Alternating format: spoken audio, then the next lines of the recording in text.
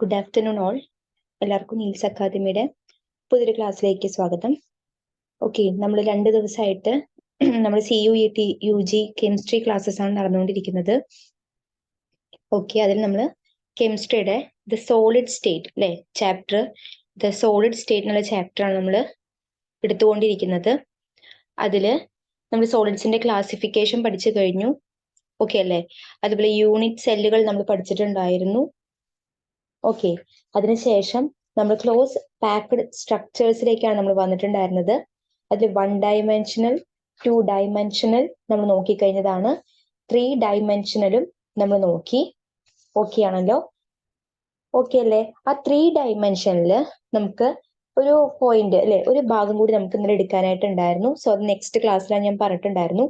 അത് വെച്ച് നമുക്ക് ഇന്നത്തെ ക്ലാസ് സ്റ്റാർട്ട് ചെയ്യാം. ഓക്കെ അല്ലേ? അപ്പൊ എല്ലാവരും റെഡി ആണല്ലോ അല്ലെ? ഓക്കെ, നമുക്ക് എന്തായാലും ക്ലാസ്സിലേക്ക് കടക്കാം. 3 ഡയമെൻഷനില് ഉള്ള ഒരു ഭാഗമാണ് നമ്മൾ close packing in 3 dimension. Okay ആണല്ലോ? ഈ ക്ലോസ് പാക്കിംഗ് ഇൻ 3 ഡയമെൻഷൻ നമുക്ക് 2 രീതിക്ക് പറയാം. ഒന്നാമത് നമ്മൾ 2 ഡയമെൻഷനിൽ നിന്നുമാണ് 3 ഡയമെൻഷനിൽ ക്ലോസ് പാക്കിംഗ് ഉണ്ടാക്കാനായിട്ട് പോകുന്നത്. അപ്പൊ നിങ്ങൾ 2 ഡയമെൻഷനിൽ പഠിച്ചിട്ടുണ്ട് സ്ക്വയർ ക്ലോസ് പാക്കിംഗ്, അതായത് SCP സ്ക്വയർ ക്ലോസ് പാക്ഡ് സ്ട്രക്ചേഴ്സും HCP ഹെക്സഗണൽ ക്ലോസ് പാക്ഡ് സ്ട്രക്ചേഴ്സും നമ്മൾ പഠിച്ചിട്ടുണ്ട്. ഓക്കെ ആണല്ലോ? ഓക്കെ അല്ലെ? ഹെക്സഗണൽ സ്ക്വയർ ക്ലോസ് പാക്ഡ് സ്ട്രക്ചേഴ്സും നമ്മൾ പഠിച്ചിട്ടുണ്ട്. അപ്പൊ HCPയിൽ നിന്നും അതുപോലെ SCPയിൽ നിന്നും എങ്ങനെയാണ് നമുക്ക് 3 ഡയമെൻഷനൽ ആയിട്ടുള്ള ക്ലോസ് പാക്കിംഗ് സ്ട്രക്ചർ നമുക്ക് ഉണ്ടാക്കാനായിട്ട് സാധിക്കുന്നത്? സോ നമുക്ക് 2 രീതിയിൽ പറയുന്നുണ്ട്.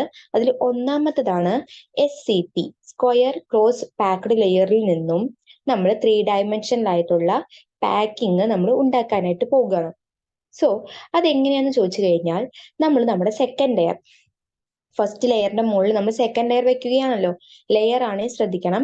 അപ്പൊ നമ്മൾ സെക്കൻഡ് ലെയർ നമ്മൾ പ്ലേസ് ചെയ്യുന്നത് ഫസ്റ്റ് ലെയറിന്റെ മുകളിലാണ്. സച്ച് ദാറ്റ് എങ്ങനെയായിരിക്കും, the spheres of the upper layer, നമ്മൾ വെക്കാൻ പോകുന്ന ലെയറിന്റെ spheres exactly above those of the first layer. Okay അല്ലേ? അപ്പൊ ഒന്നാമത് കിടക്കുന്ന ലെയറിന്റെ എക്സാക്ട്ലി കറക്റ്റ് അലൈൻമെന്റിലായിരിക്കും നമ്മൾ രണ്ടാമത്തെ ലെയർ പ്ലേസ് ചെയ്യുന്നത്. അപ്പൊ നിങ്ങൾ വെർട്ടിക്കലി ഹോറിസോണ്ടലി നിങ്ങൾ നോക്കുകയാണെന്നുണ്ടെങ്കിൽ അവിടെ പെർഫെക്റ്റ്ലി ആയിരിക്കും അവരുടെ അലൈൻമെന്റ് എന്ന് പറയുന്നത്. മനസ്സിലായോ? അപ്പൊ ഫസ്റ്റ് ലെയറത്തെയും സെക്കൻഡ് ലെയറിലാണെങ്കിലും, ഇനിയിപ്പോ നിങ്ങൾ ഒരു തേർഡ് ലെയർ പ്ലേസ് ചെയ്യുകയാണെന്നുണ്ടെങ്കിൽ നിങ്ങൾ എന്ത് ചെയ്യും? തേർഡ് ലെയർ നിങ്ങൾ സെക്കൻഡ് ലെയറിന്റെ മുകളിൽ പ്ലേസ് ചെയ്യും. അതും എങ്ങനെയായിരിക്കും? എക്സാക്ട്ലി ആയിരിക്കും അല്ലെ? ആ സ്പിയേഴ്സ് ഒക്കെ കറക്റ്റ് ആയിട്ടായിരിക്കും നമ്മൾ അറേഞ്ച് ചെയ്തിട്ടുണ്ടാവുന്നത്. അങ്ങനെയാണെന്നുണ്ടെങ്കിൽ ഈ ഫസ്റ്റ് ലെയറിനെ ഞാൻ A ടൈപ്പ് എന്ന് വിളിച്ചു എന്ന് വിചാരിക്കൂ, അറേഞ്ച്മെന്റ്. അങ്ങനെയാണെങ്കിൽ ഈ ഫസ്റ്റ് ലെയറിന്റെ സെയിം തന്നെയല്ലേ സെക്കൻഡ് ലെയറും. സോ എനിക്ക് സെക്കൻഡ് ലെയറിന് എന്തെന്ന് പറയാൻ പറ്റും? എഗെയിൻ എനിക്ക് A ടൈപ്പ് എന്ന് പറയാം. ഇനി തേർഡ് ലെയറോ? തേർഡ് ലെയറും same as first and second ആണല്ലേ. സോ നമുക്ക് അതിനെയും A ടൈപ്പ് എന്ന് പറയാം. ആയതുകൊണ്ട് തന്നെ നമുക്ക് ഈ ഒരു arrangement, A arrangement, square close പാക്കിങ്ങിൽ നിന്നും 3 ഡയമെൻഷനൽ ക്ലോസ്ഡ് പാക്ഡ് സ്ട്രക്ചേഴ്സ് ഉണ്ടാക്കുന്ന ഈ ഒരു അറേഞ്ച്മെന്റിനെ നമുക്ക് A അല്ലെ, 3A, ഇനിയിപ്പോ എക്സെട്ര എത്ര അറേഞ്ച്മെന്റ് ഉണ്ടോ അതനുസരിച്ച് അല്ലെ, A എന്നിങ്ങനെ പോയിക്കൊണ്ടേയിരിക്കും. ആ ഒരു ടൈപ്പ് ഓഫ് അറേഞ്ച്മെന്റ് എന്ന് നമുക്ക് പറയാം. ഫിഗർ ഞാൻ ഇത് കഴിഞ്ഞിട്ട് കാണിച്ചു തരാം. രണ്ടും കൂടി ഒരുമിച്ച് പറഞ്ഞതിന് ശേഷം ഫിഗർ കാണിച്ചു തരാം. അപ്പൊ നമുക്ക് ഒന്നും കൂടി കറക്റ്റ് ആയിട്ട് മനസ്സിലാകും. പിടികിട്ടിയല്ലോ? ഓക്കെ അല്ലെ? ഇനി നമുക്ക് HCPയിൽ നിന്നും എങ്ങനെയാണ് നമ്മൾ 3 ഡയമെൻഷനൽ ക്ലോസ്ഡ് പാക്കർ ലെയർ ഉണ്ടാക്കുന്നത് എന്ന് നമുക്ക് നോക്കി നോക്കാം. ഓക്കെ അല്ലെ? HCPയിൽ നിന്നും എങ്ങനെയാണ് 3 ഡയമെൻഷനൽ ക്ലോസ്ഡ് പാക്കർ ഫിഗർ ഉണ്ടാക്കുന്നത് നോക്കി നോക്കാം. ഈ HCPയിൽ നിന്നും ഉണ്ടാക്കുന്നത് നമുക്ക് 2 രീതിക്ക് പറയാം. ഒന്നാമത്തെ രീതി എന്ന് പറയുന്നത് നമ്മൾ സെക്കൻഡ് ലെയറിനെ ഫസ്റ്റ് ലെയറിന് മുകളിൽ വെക്കുന്നത്. രണ്ടാമത്തെ രീതി തേർഡ് ലെയറിന് സെക്കൻഡ് ലെയറിന് മുകളിൽ വെക്കുന്നത്. ഒന്ന് ഇത്തിരി കൺഫ്യൂസ്ഡ് ആക്കും നിങ്ങളെ, പക്ഷെ ശ്രദ്ധിച്ചിരിക്കുക. നമുക്ക് HCPയിൽ നിന്നും നമ്മൾ 3 ഡയമെൻഷനൽ സ്ട്രക്ചർ ഉണ്ടാക്കാനായിട്ട് പോവാണ്. അത് നമ്മൾ 2 രീതിക്കാണ് ചെയ്യുന്നത്. ആദ്യം നമ്മൾ ഒന്നാമത്തെ ലെയറിന് മുകളിൽ രണ്ടാമത്തെ ലെയർ നമ്മൾ കയറ്റി വെക്കുന്നു. ഓക്കെ ആണല്ലോ? അത് നമ്മൾ പഠിച്ചതിന് ശേഷം നമ്മൾ അടുത്ത ഭാഗം എന്ന് പറയുമ്പോൾ രണ്ടാമത്തെ ലെയറിന്റെ മുകളിൽ മൂന്നാമത്തെ ലെയർ കയറ്റി വെക്കുന്നത് അടുത്ത ഭാഗമായി. പിടികിട്ടിയോ? അപ്പൊ നമുക്ക് ഫസ്റ്റത്തെ ഭാഗം ഒന്ന് നോക്കിയാലോ? യെസ്, ഫസ്റ്റ് ലെയറിന്റെ മുകളിൽ സെക്കൻഡ് ലെയർ നമ്മൾ എങ്ങനെയാണ് പ്ലേസ് ചെയ്യുന്നത്? The spheres of the second layer are placed in the depressions of the first two-dimensional HCP layer. അപ്പൊ നമ്മുടെ ആദ്യത്തെ ഒന്നാമത്തെ ലെയർ എന്ന് പറയുന്നത് 2 dimensional ആണ്, നിങ്ങൾക്ക് അറിയാം. അപ്പൊ ഒന്നാമത്തെ ലെയർ ആയിട്ടുള്ള ആ ഒരു HCP ലെയറിന്റെ ഡിപ്രഷൻ, ആ ഒരു കുഴി ഉണ്ടാവില്ലേ, ആ ഒരു ഡിപ്രഷനിലാണ് നമ്മൾ സെക്കൻഡ് ലെയറിന്റെ സ്പിയേഴ്സിനെ നമ്മൾ പ്ലേസ് ചെയ്യുന്നത്. പിടികിട്ടിയല്ലോ? ഓക്കെ അല്ലേ? മനസ്സിലായോ? അപ്പൊ ഫസ്റ്റ് ലെയറിന്റെ എക്സാക്ട്ലി അലൈൻമെന്റ് അല്ല വരുന്നത്, മറിച്ച് എങ്ങനെയാണ് വരുന്നത്? ആ ഒരു കുഴികൾ അല്ലെ, ആ ഒരു ഡിപ്രഷൻ ഉണ്ടാവുമല്ലോ, ആ ഡിപ്രഷനിലാണ് നമ്മൾ അടുത്ത ലെയർ, അതായത് സെക്കൻഡ് ലെയർ നമ്മൾ പ്ലേസ് ചെയ്യുന്നത്. അങ്ങനെയാണെന്നുണ്ടെങ്കിൽ the spheres of the second ലെയറിന്റെ സ്പിയേഴ്സുകൾ ഈസ് എബവ്, എവിടെയായിരിക്കും നമ്മൾ പ്ലേസ് ചെയ്യുമ്പോൾ വരുന്നത്? Is above the triangular void of the first layer. അപ്പൊ ഒരു ഫസ്റ്റ് ലെയറിന് ഒരു ട്രയാങ്കുലർ വോയിഡ് എന്ന് പറഞ്ഞാൽ അറിയാലോ, അവിടെ ഒഴിഞ്ഞു കിടക്കുന്ന ആ ഒരു എംപ്റ്റി സ്പേസിനാണ് നമ്മൾ വോയിഡ് എന്ന് പറയുന്നത് കേട്ടോ. ആ ട്രയാങ്കുലർ വോയിഡിന്റെ മുകളിലായിട്ടായിരിക്കും ആര് വരുന്നുണ്ടാവുന്നത്? നമ്മുടെ സെക്കൻഡ് ലെയറിന്റെ സ്ഫിയർ വരുന്നുണ്ടാവുന്നത്. ഓക്കെ അല്ലേ? അങ്ങനെ അവിടെ എന്ത് ഫോം ചെയ്യും? ടെട്രാഹിഡ്രൽ വോയിഡ് ഫോം ചെയ്യുന്നു. ചിത്രം കാണുമ്പോൾ ഒന്നുകൂടി മനസ്സിലാവും, ഞാൻ പറഞ്ഞുതരാം. അപ്പൊ നമ്മൾ ഫസ്റ്റ് ലെയറിനെ നമ്മൾ സെക്കൻഡ് ലെയറിന്റെ കുഴികൾ, ഡിപ്രഷനിലാണ് നമ്മൾ പ്ലേസ് ചെയ്യുന്നത്. അങ്ങനെ പ്ലേസ് ചെയ്ത് കഴിഞ്ഞു കഴിഞ്ഞാൽ സെക്കൻഡ് ലെയറിന്റെ സ്ഫിയേഴ്സ് എവിടെ വരും? യെസ്, ഫസ്റ്റ് ലെയറിന്റെ ആ ഒരു ട്രയാങ്കുലർ വോയിഡിന്റെ മുകളിലാണ് വരുന്നുണ്ടാവുന്നത്. അതിന്റെ ഫലമായിട്ട് അവിടെ ടെട്രാഹിഡ്രൽ വോയിഡുകൾ ഫോം ചെയ്യുന്നു. ക്ലിയർ ആയില്ലേ? ഓക്കെ അല്ലേ? മനസ്സിലായല്ലോ? അതിന്റെ ഫലമായിട്ട് അവിടെ ടെട്രാഹിഡ്രൽ വോയിഡ് ആണ് ഫോം ചെയ്യുന്നത്. Okay, yes. ഇനി നമുക്ക് അടുത്ത ഭാഗത്തേക്ക് പോവാം. അടുത്തത് ഇതിന്റെ ഭാഗം തന്നെയായിട്ട് നെക്സ്റ്റ് പറയുന്ന ഭാഗമാണ്, നോക്കിക്കോളൂ. യെസ്, The vacant space അല്ലെങ്കിൽ site in close packed structure are called void അല്ലെങ്കിൽ interstitial void. അറിയാവുന്ന കാര്യമാണല്ലോ. വേക്കന്റ് ആയിട്ട് കിടക്കുന്ന സ്പേസിനാണ് നമ്മൾ void അല്ലെങ്കിൽ interstitial സൈറ്റ് എന്നൊക്കെ പറയുന്നത്. അറിയാവുന്ന കാര്യമാണല്ലേ? അപ്പൊ ഈ ടെട്രാഹിഡ്രൽ വോയിഡിന്റെ ചിത്രം നമുക്ക് തന്നിട്ടുണ്ട്. കണ്ടോ, TD void എന്നാണ് നമ്മൾ ടെട്രാഹിഡ്രൽ വോയിഡിനെ പറയുന്നത്. കണ്ടോ, നോക്കി ഞാൻ പറഞ്ഞതൊന്ന് ഓർത്ത് നോക്കി നിങ്ങൾ. ഫസ്റ്റ് ലെയറിന് ഡിപ്രഷനിൽ നമ്മൾ സെക്കൻഡ് ലെയറിൽ പ്ലേസ് ചെയ്തു. അങ്ങനെ പ്ലേസ് ചെയ്യുന്ന സമയത്ത് കണ്ടോ, ആ റെഡ് കളറിൽ കാണിച്ചിട്ടുള്ളത് സെക്കൻഡ് ലെയറിന്റെ സ്ഫിയർ ആണ്. ആ സെക്കൻഡ് ലെയറിന്റെ സ്ഫിയർ ഏതിന്റെ മുകളിലാണ് വന്നിരിക്കുന്നത്? ആ ഒരു ട്രയാങ്കുലർ വോയിഡിന്റെ മുകളിലാണ് വന്നിരിക്കുന്നത്. മനസ്സിലായോ? ആ വോയിഡിനെ പറയുന്ന പേരാണ് ടെട്രാഹിഡ്രൽ വോയിഡ്. പിടികിട്ടിയല്ലോ? ഇനി ഒക്ടാഹിഡ്രൽ വോയിഡ് ഉണ്ട്. ഒക്ടാഹിഡ്രൽ വോയിഡ് എന്ന് പറഞ്ഞു കഴിഞ്ഞാൽ എന്താണ്? ഇതേപോലെ തന്നെയുള്ളതാണ്. അതായത് നമ്മൾ ഇതേപോലെ നമ്മൾ പ്ലേസ് ചെയ്യുന്ന സമയത്ത് നോക്കി vacant sphere surrounded by 6 spheres, 6 സ്ഫിയറുകളുടെ ഉള്ളിൽ വരുന്നതാണ് ഒക്ടാഹിഡ്രൽ വോയിഡ് എന്ന് പറയുന്നത്. ഓക്കെ അല്ലെ? 4 സ്ഫിയേഴ്സിന്റെ ഉള്ളിൽ വരുന്ന എംപ്റ്റി സ്പേസ് ടെട്രാഹിഡ്രൽ വോയിഡ് ആണെന്നുണ്ടെങ്കിൽ 6 സ്ഫിയേഴ്സിന്റെ ഉള്ളിൽ വരുന്ന വോയിഡ് നമുക്ക് ഒക്ടാഹിഡ്രൽ വോയിഡ് എന്നാണ് പറയുന്നത്. ഓക്കെ അല്ലേ? പിടികിട്ടിയല്ലോ? ഇനി നമുക്ക് നെക്സ്റ്റ് ഭാഗത്തേക്ക് പോയാലോ? നെക്സ്റ്റ് ഭാഗത്ത് നമ്മൾ ഡീറ്റെയിൽ ആയിട്ട് ക്ലിയർ ആയിട്ട് നമ്മൾ ഒന്നുകൂടി പറയുന്നുണ്ട്. ഇതിന്റെ കണ്ടിന്യൂവേഷൻ ആണ് നമ്മൾ ഇനി ഇന്ന് എടുക്കാനായിട്ട് പോകുന്നത്. ഓക്കെ ആണല്ലോ? യെസ്, നമുക്ക് നോക്കി നോക്കാം. യെസ്, നോക്കിക്കോളൂ. ക്ലോസ് പാക്ഡ് സ്പിയേഴ്സിന്റെ കണ്ടിന്യൂവേഷൻ നമ്മൾ ചെയ്യുന്നത്. കണ്ടോ, placing second layer over the first ലെയറിന് മുകളിൽ നമ്മൾ സെക്കൻഡ് ലെയർ വെച്ചു. അങ്ങനെ വെച്ചപ്പോൾ നമുക്ക് 2 തരത്തിലുള്ള വോയിഡുകൾ കിട്ടി. ടെട്രാഹിഡ്രൽ വോയിഡും ഒക്ടാഹിഡ്രൽ വോയിഡും കിട്ടി. ടെട്രാഹിഡ്രൽ വോയിഡ് എന്ന് പറഞ്ഞു കഴിഞ്ഞാൽ 4 സ്പിയേഴ്സിന്റെ ഉള്ളിൽ വരുന്ന ആ ഒരു എംപ്റ്റി സ്പേസിന് നമുക്ക് ടെട്രാഹിഡ്രൽ വോയിഡ് എന്നും 6 സ്പിയേഴ്സിന്റെ ഉള്ളിൽ വരുന്ന ആ ഒരു എംപ്റ്റി സ്പേസിന് നമുക്ക് ഒക്ടാഹിഡ്രൽ വോയിഡ് എന്നും നമുക്ക് പറയാനായിട്ട് സാധിക്കും. ഓക്കെ ആണല്ലോ? ഇനി നമ്മൾ ഇങ്ങനെ സെക്കൻഡ് ലെയറിന് ഫസ്റ്റ് ലെയറിന് മുകളിൽ വെക്കുന്ന സമയത്ത് നമുക്ക് ഒരു കാൽക്കുലേഷൻ പാർട്ട് നമുക്ക് നോക്കി നോക്കാം. അതായത് ഇപ്പൊ നമ്മൾ n ആണ് ഇവിടുത്തെ ക്ലോസ് പാക്ഡ് സ്ഫിയേഴ്സിന്റെ എണ്ണം എന്ന് വിചാരിക്കുക. n number of closed packed spheres ഉണ്ട് എന്നുണ്ടെങ്കിൽ അത്ര തന്നെ ഒക്ടാഹിഡ്രൽ വോയിഡുകൾ ഉണ്ടായിരിക്കും. അതിന്റെ ഡബിൾ ദ നമ്പർ എന്തുണ്ടായിരിക്കും? ടെട്രാഹിഡ്രൽ വോയിഡുകളും ഉണ്ടായിരിക്കും. പിടികിട്ടിയോ? നമ്മൾ n ആണ് ക്ലോസ്ഡ് പാക്ഡ് സ്ഫിയേഴ്സിന്റെ എണ്ണമായിട്ട് നമ്മൾ എടുക്കുന്നത് എന്നുണ്ടെങ്കിൽ അവിടുത്തെ ഒക്ടാഹിഡ്രൽ വോയിഡുകളുടെ എണ്ണം n തന്നെയായിരിക്കും. എന്നാൽ ടെട്രാഹിഡ്രൽ വോയിഡുകളുടെ എണ്ണം ഡബിൾ ആയിരിക്കും, ഇരട്ടി, അതായത് 2n ആയിരിക്കും. ഓക്കെ അല്ലേ? മനസ്സിലായോ? ഇനി നമുക്ക് തേർഡ് ലെയറിനെ നമ്മൾ സെക്കൻഡ് ലെയറിന് മുകളിൽ നിന്ന് വെച്ചാലോ? Yes, placing third layer over the second layer. എങ്ങനെയായിരിക്കും? ഇവിടെ 2 പോസിബിലിറ്റീസ് ആണ് നമുക്ക് ഉള്ളത്. ഓക്കെ അല്ലേ? 2 പോസിബിലിറ്റീസ് ഉണ്ട്. ഒന്നാമത് നമ്മൾ ഒരു സെക്കൻഡ് ലെയറിന്റെ മുകളിൽ തേർഡ് ലെയർ കൊണ്ടുവന്ന് വെക്കുമ്പോൾ നിങ്ങൾക്ക് ടെട്രാഹിഡ്രൽ വോയിഡിനെ കവർ ചെയ്തുകൊണ്ട് വെക്കാം. ടെട്രാഹീഡ്രൽ വോയിഡിനെ കവർ ചെയ്യുന്ന രീതിയിൽ നമുക്ക് മൂന്നാമത്തെ ലെയറിനെ കൊണ്ടുവന്ന് വെക്കാം. അല്ലാന്നുണ്ടെങ്കിൽ മറ്റൊരു രീതി എന്ന് പറയുമ്പോൾ ഒക്ടാഹീഡ്രൽ വോയിഡിനെ കവർ ചെയ്യുന്ന രീതിയാണ് മറ്റൊരു രീതി. എന്താണ്? ഒക്ടാഹീഡ്രൽ വോയിഡിനെ കവർ ചെയ്യുന്ന രീതിയിൽ. അപ്പൊ നമ്മള് സെക്കൻഡ് ലെയറിന്റെ മുകളിൽ തേർഡ് ലെയറിനെ കൊണ്ടുവയ്ക്കുന്നത് നമുക്ക് രണ്ട് പോസിബിലിറ്റീസ് ഉണ്ട്. കിട്ടിയല്ലോ. ഒന്നാമത്തെ എന്ന് പറയുന്നത് ടെട്രാഹീഡ്രൽ വോയിഡ് നമുക്ക് കവർ ചെയ്യുന്ന രീതിയിൽ കൊണ്ടുവന്ന് വെക്കാം. മറ്റൊരു രീതി ഒക്ടാഹീഡ്രൽ വോയിഡിനെ കവർ ചെയ്യുന്ന രീതിയിൽ കൊണ്ടുവന്ന് വെക്കാം. നമുക്ക് എന്ത് ചെയ്യാം, രണ്ടും ഡീറ്റെയിൽ ആയിട്ട് നോക്കി നോക്കാം. ഇത് കൂടി പറഞ്ഞതിന് ശേഷം നമുക്ക് എന്ത് ചെയ്യാം, ടെക്സ്റ്റിലത്തെ ആ ഒരു പിക്ചറിലേക്ക് പോകാം. അപ്പൊ particles in the third layer are arranged in the tetrahedral voids. Okay ആണല്ലോ. The spheres of the third layer are exactly aligned with those of the first layer. അപ്പൊ ഞാൻ എന്ത് ചെയ്യാൻ പോവാണ്, ടെട്രാഹീഡ്രൽ വോയിഡിന്റെ മുകളിലാണ് ഇപ്പൊ ഞാൻ തേർഡ് ലെയർ പ്ലേസ് ചെയ്യാനായിട്ട് പോകുന്നത്. അങ്ങനെ ഞാൻ തേർഡ് ലെയറിനെ ടെട്രാഹീഡ്രൽ വോയിഡിന്റെ മുകളിൽ പ്ലേസ് ചെയ്യുന്ന സമയത്ത് ഈ തേർഡ് ലെയറിന്റെ സ്പിയേഴ്സും ഈ ഒരു ഫസ്റ്റ് ലെയറിന്റെ സ്പിയേഴ്സും, അല്ലെങ്കിൽ ഇപ്പൊ നമ്മൾ വെക്കുന്ന ആ ഒരു ആ ടെട്രാഹീഡ്രൽ വോയിഡിന്റെ സെക്കൻഡ് ലെയറിന്റെ മുകളിൽ വെക്കുമ്പോൾ ഈ ഫസ്റ്റ് ലെയർ ഉണ്ടാവില്ലേ, ഇതിന്റെ ആ ഫസ്റ്റ് ലെയറിലെ സ്പിയേഴ്സും എങ്ങനെയായിരിക്കും, എക്സാക്ട്ലി അലൈൻമെന്റ് ആയിരിക്കും. പിടികിട്ടിയോ? അപ്പോ ഫസ്റ്റ് ലെയറും തേർഡ് ലെയറും ആയിരിക്കും എക്സാക്ട് അലൈൻമെന്റ് ഉണ്ടായിരിക്കുന്നത്. അപ്പൊ എനിക്ക് ഫസ്റ്റ് ലെയറിനെ എ എന്ന് വിളിക്കാം, സെക്കൻഡ് ലെയർ എൻറ്റിയർലി ഡിഫറെന്റ് ആയതുകൊണ്ട് ഞാൻ അതിനെ ബി എന്ന് വിളിച്ചു. തേർഡ് ലെയർ ടെട്രാഹീഡ്രൽ വോയിഡിനെ കവർ ചെയ്തുകൊണ്ട് ഇപ്പൊ വെച്ചിട്ടുള്ള തേർഡ് ലെയർ എന്ന് പറയുന്നത് exactly alignment of the first layer ആണ്. സോ അതിനെ എനിക്ക് എഗെയിൻ എ എന്ന് വിളിക്കാം. ഇനി ഫോർത്ത് ലെയർ വെക്കുമ്പോൾ അത് എന്തായിട്ട് മാറും, സെക്കൻഡ് ലെയറിന്റെ അലൈൻമെന്റ് ആവും. അപ്പോൾ എ ബി ടൈപ്പ് പാറ്റേൺ ആണ് ഇവിടെ ഫോളോ ചെയ്യുന്നത് എന്ന് നമുക്ക് പറയാം. മനസ്സിലായോ? പിടികിട്ടിയല്ലേ? അപ്പോ thus the pattern of sphere is repeated in alternate layers. alternate ശ്രദ്ധിച്ചോ, അതായത് ഒന്നിടവിട്ടിട്ടാണ് ഇവിടെ പാറ്റേൺ റിപ്പീറ്റ് ചെയ്യുന്നത്. അപ്പൊ ഒന്നാമത്തെ ലെയറിന്റെ അതേ സെയിം അലൈൻമെന്റ് ആരാ കാണിക്കുന്നുണ്ടാവുന്നത്, തേർഡ് ലെയർ ആയിരിക്കും കാണിക്കുക. തേർഡ് ലെയറിന്റെ സെയിം അലൈൻമെന്റ് ആരാ കാണിക്കുന്നത്, തൊട്ട് സിക്സ്ത് ലെയർ അല്ലെ, അഞ്ചാമത്തെ കാണിക്കോ, ഇല്ല, സിക്സ്ത് ലെയർ ആയിരിക്കും കാണിക്കുന്നുണ്ടാവുന്നത്. അതേപോലെ സെക്കൻഡ് ലെയറിന്റെ സെയിം അലൈൻമെന്റ് ആര് കാണിക്കും, തേർഡ് ലെയർ കാണിക്കോ, കാണിക്കില്ല. കാരണം ഓൾട്ടർനേറ്റ് റിപ്പീറ്റ്മെന്റ് ആണ് നമ്മൾ പറഞ്ഞിട്ടുള്ളത് അല്ലെ.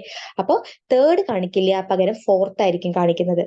അതങ്ങനെയാണ് നമ്മൾ എ ബി ടൈപ്പ് പാറ്റേൺ ആണ് എന്ന് പറയാനായിട്ടുള്ള കാരണം. ഓക്കെ അല്ലെ? ഇതിനെ തന്നെ നമുക്ക് വിളിക്കുന്ന മറ്റൊരു പേര് ഹെക്സഗണൽ ക്ലോസ് പാക്ഡ് സ്ട്രക്ചർ എന്ന് പറയാം. നമ്മൾ പഠിച്ചിട്ടുണ്ട്, ഓർമ്മയുണ്ടാവില്ല, നമ്മൾ 2 ഡയമെൻഷനിൽ പഠിച്ചപ്പോൾ നമ്മൾ എ ബി ടൈപ്പ് പഠിച്ചത് ഓർമ്മയുണ്ടോ? അവിടെ നമ്മൾ പറഞ്ഞില്ലേ HCP എന്നാണ് ഇതിന്റെ പേരെന്ന്. അത് തന്നെയാണ് ഇവിടെയും പറയുന്നത്.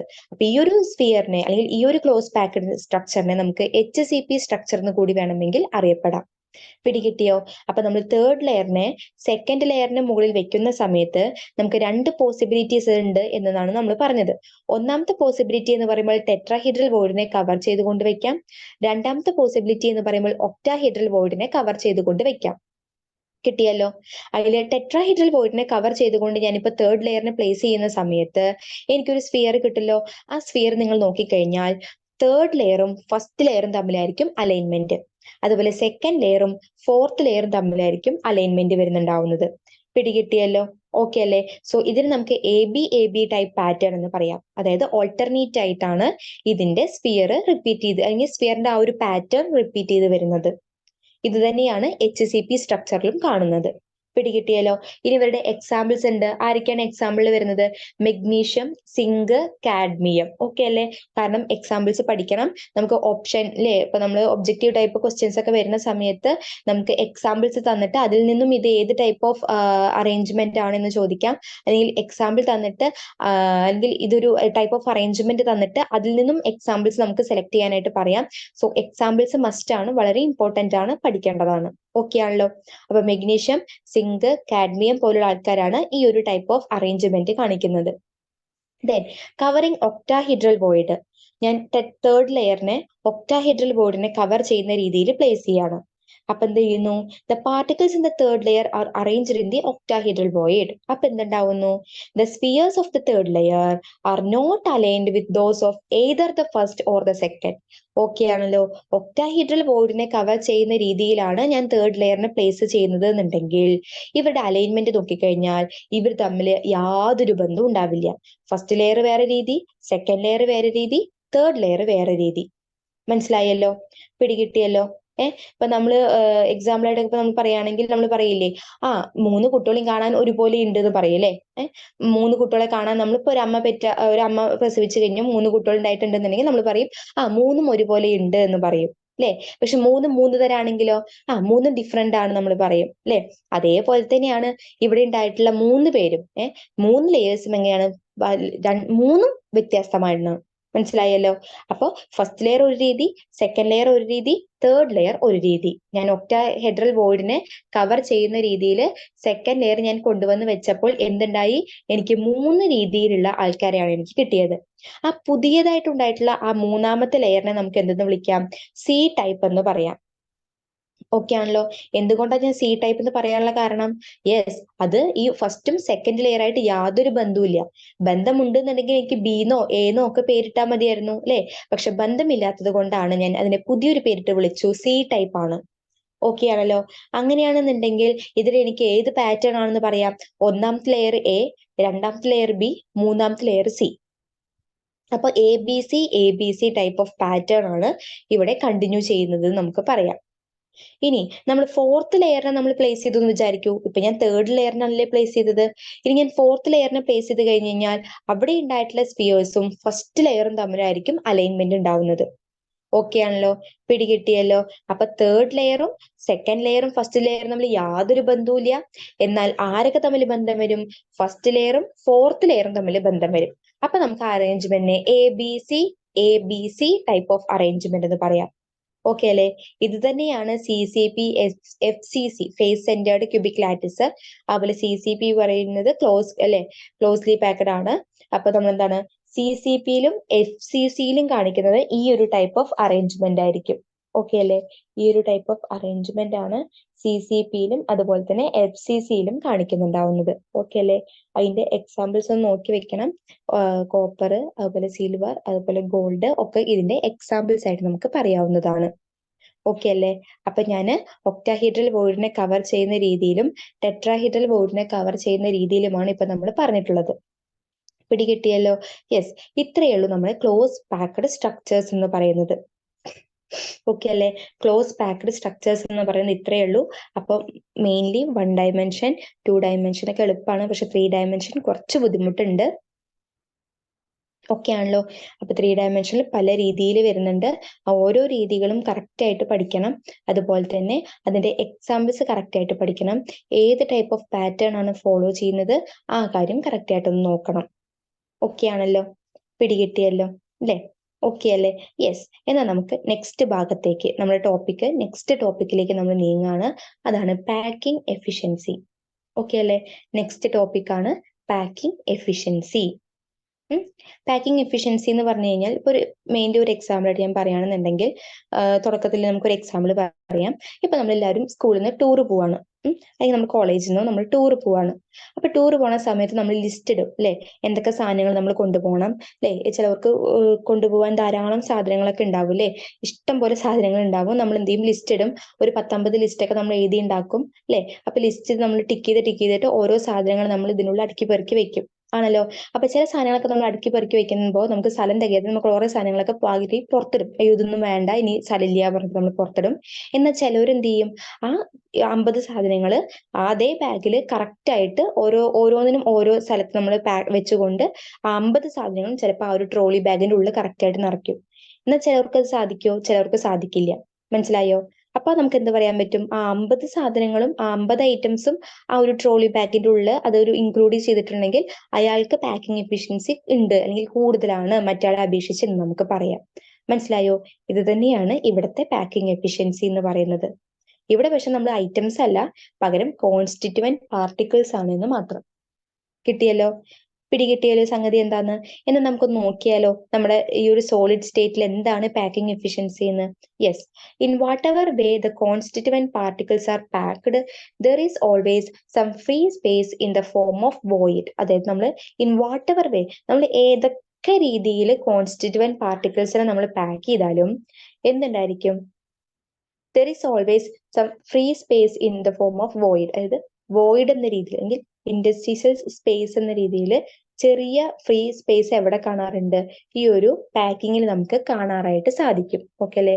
നമ്മൾ ഏതൊക്കെ രീതിയിൽ കോൺസ്റ്റിറ്റ്യൂവന്റ് പാർട്ടിക്കിൾസ് നമ്മൾ അറേഞ്ച് ചെയ്താലും എങ്ങനെയൊക്കെ നോക്കിയാലും ദർ ഈസ് ഓൾവേസ് എല്ലാ സമയത്തും എന്തുണ്ടായിരിക്കും?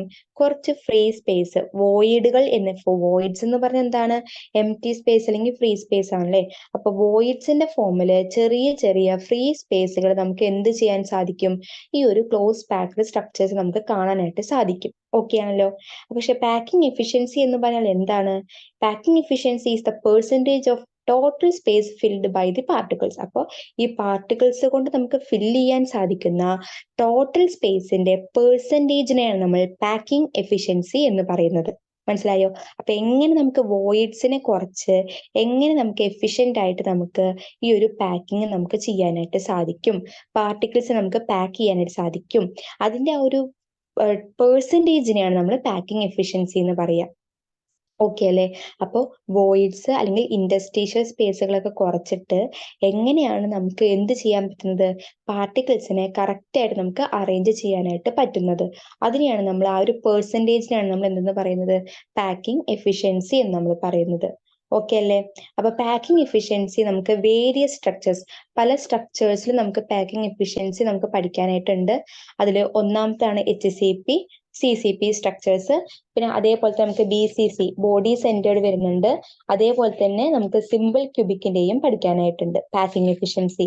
എക്സാമിന് പാക്കിംഗ് എഫിഷ്യൻസി മീൻസ് നമുക്ക് ഓരോന്നിനും തന്നിട്ട് എത്ര പെർസെൻറ്റേജ് ഉണ്ട്, അല്ലെങ്കിൽ അതിനെ ഓർഡറിലായിട്ട് അറേഞ്ച് ചെയ്യുക. പാക്കിംഗ് എഫിഷ്യൻസി ഡിക്രീസിങ് ഓർഡറിലോ അല്ലെങ്കിൽ ഇൻക്രീസിങ് ഓർഡറിലോ ഒക്കെ അറേഞ്ച് ചെയ്യാനൊക്കെ നമുക്ക് ചോദിക്കാറായിട്ടുണ്ട്.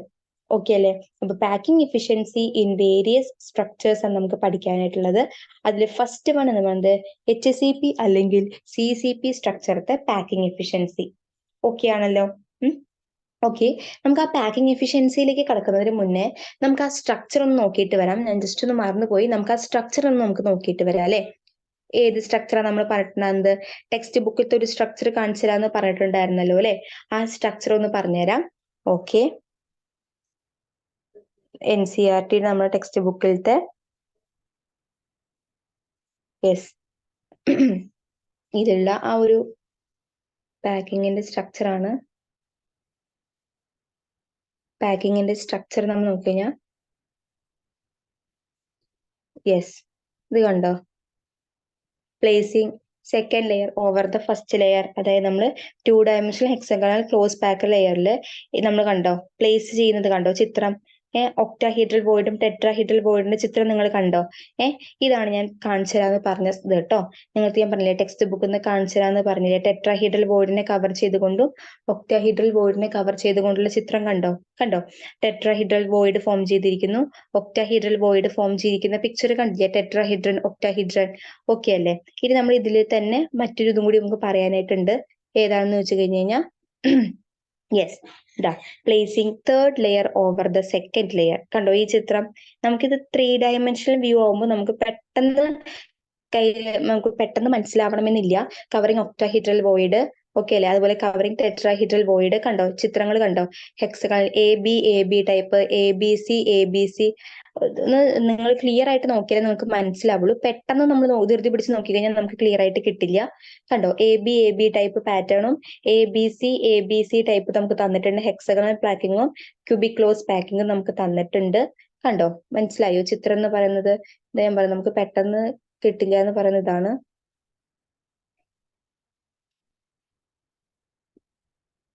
യെസ്, ഓക്കെ അല്ലേ?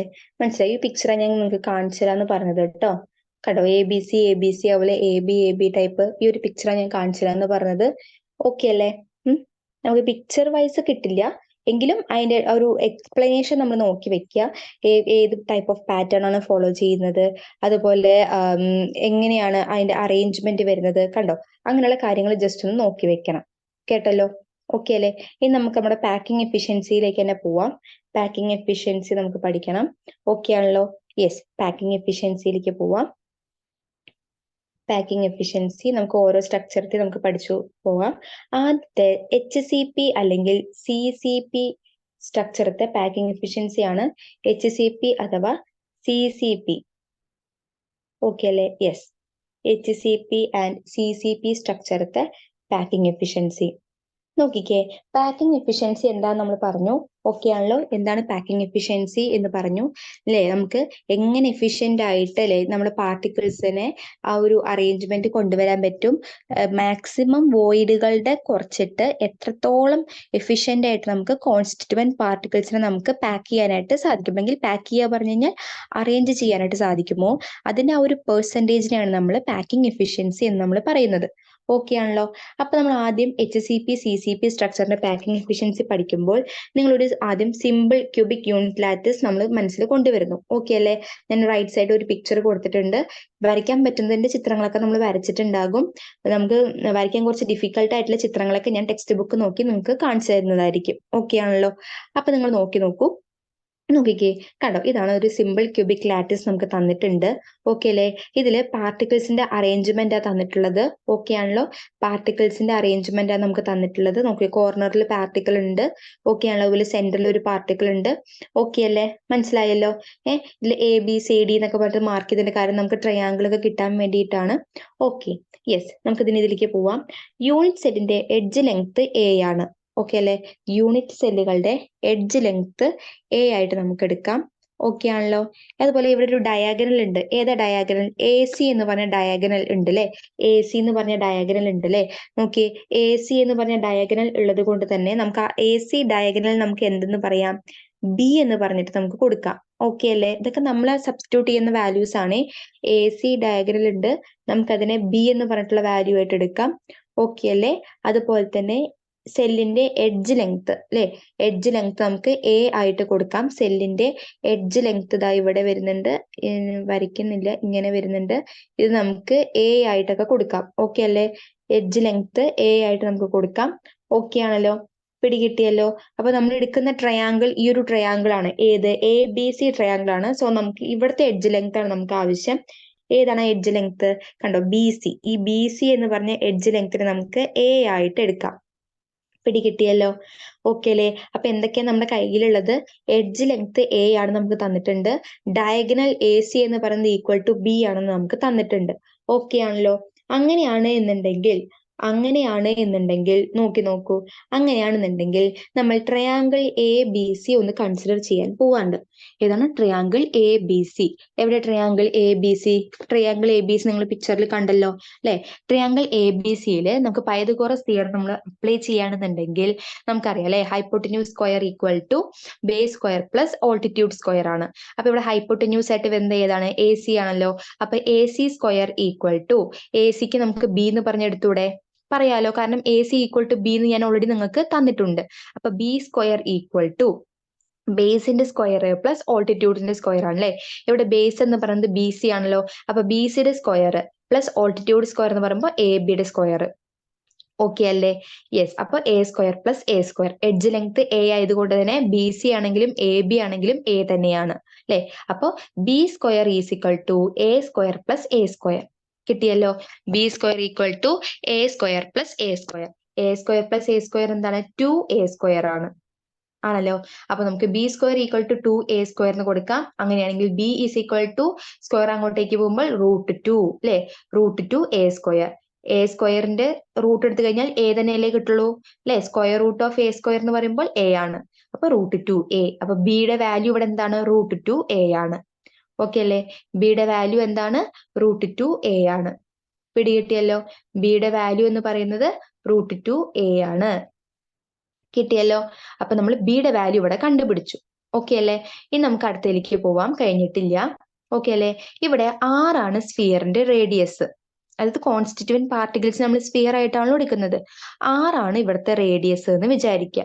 അങ്ങനെ 6 ആണ് റേഡിയസ് എന്നുണ്ടെങ്കിൽ ഇവിടെ നിങ്ങൾ ഈ ചിത്രത്തിൽ ഒന്ന് നോക്കിയേ എത്ര സ്ഫിയേഴ്സ് ഉണ്ട്? മൊത്തം 3 സ്ഫിയേഴ്സ് ഉണ്ട്.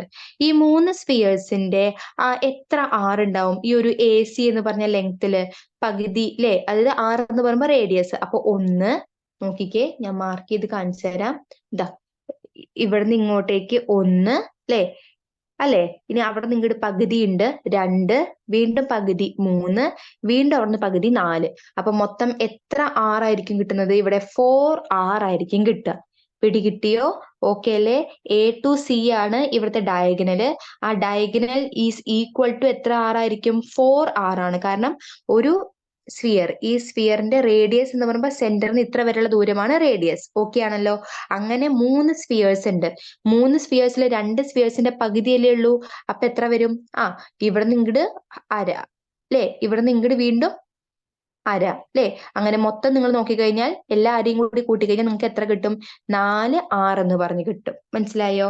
ഓക്കെ അല്ലേ? അപ്പൊ എത്ര R കിട്ടും? 4R എന്ന് പറഞ്ഞ് കിട്ടും. ഓക്കെ അല്ലേ? അപ്പൊ നമ്മൾ ഇതിലേക്ക് നോക്കിക്കഴിഞ്ഞു കഴിഞ്ഞാൽ നമുക്ക് എന്തെന്ന് പറയാൻ പറ്റും? ബി, AC തന്നെയല്ലേ ബി എന്ന് പറയുന്നത്? ബി ഈക്വൽ ടു 4R ആണ്. അല്ലെങ്കിൽ B equal to 4R equal to എന്തെന്ന് കൊടുക്കാം? നമ്മൾ ഓൾറെഡി കണ്ടുപിടിച്ച് വെച്ചിട്ടുണ്ട് ബിയുടെ വാല്യൂ. എത്രയാണ് ബിയുടെ വാല്യൂ നമ്മൾ കണ്ടുപിടിച്ച് വെച്ചത്? √2A ആണ്.